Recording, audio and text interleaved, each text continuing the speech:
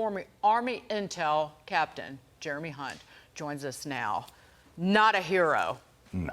You are Jeremy, but not to Cheryl. Well, let me clarify that. No, I mean, honestly, I'm as a No, if I was saying that to you, I would do this. Look, I would do this. Not a hero. No, I was doing this, I think. Well, I have an opportunity to work with a lot of heroes. I'm chairman of an organization called Vets on Duty, and I get to work with amazing people every day who care about a lot of these issues. And this particular story is so frustrating because, especially as an intel officer, I'm looking at this saying, how in the world has our military allowed this to happen?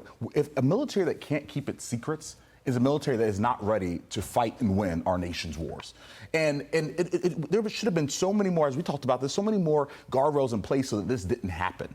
But here we are again, and it's par for the course with the Biden administration. Here we are again, looking like a complete embarrassment on the global stage, embarrassed in front of our allies and in front of our enemies, because we can't seem to keep our secrets without being leaked to the public. And so these are major issues, and I hope that we set aside, we actually do a deep dive into this so it doesn't happen again.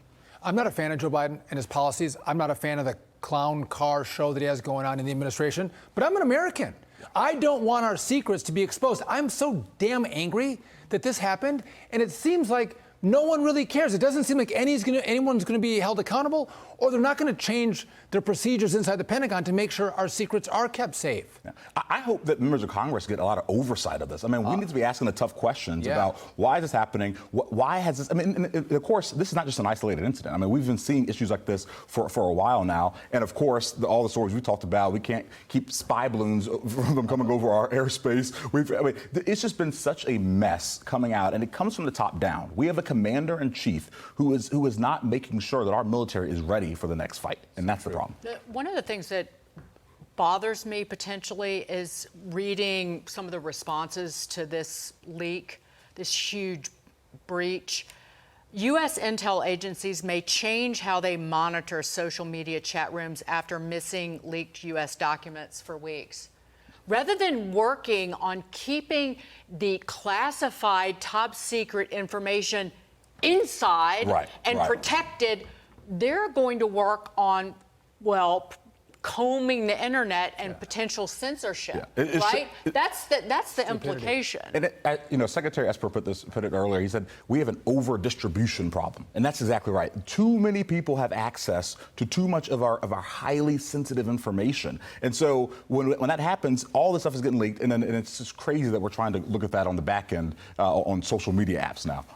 Jeremy, real quick, students at the University of North Carolina, Chapel Hill, standing up for an alleged domestic terrorist who is a student at the school. The alleged terrorist was banned from campus after participating in those Cop City riots in Atlanta last month. Am I right that, our school system is a national security risk? We are turning out little commies all over America that our taxpayers are helping, our tax dollars are helping fund for these little nut jobs to come out of school.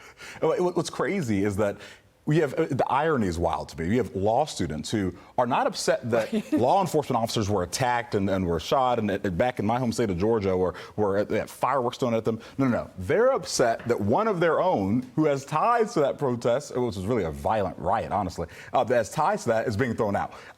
It just tells you everything you need to know about the state of higher education right now. Charged as a domestic terrorist and has previously said that is committed to supporting prison abolition, is in law school.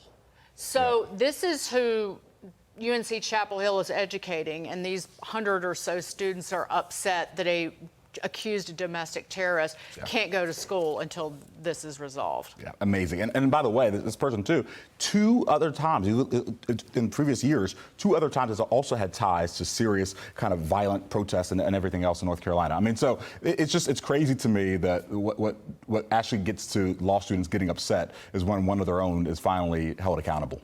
Governors can fix this. Governors have the power to fix this problem in these schools. Jeremy Hunt, thanks for joining us. Thank you. Appreciate Great to be with you again.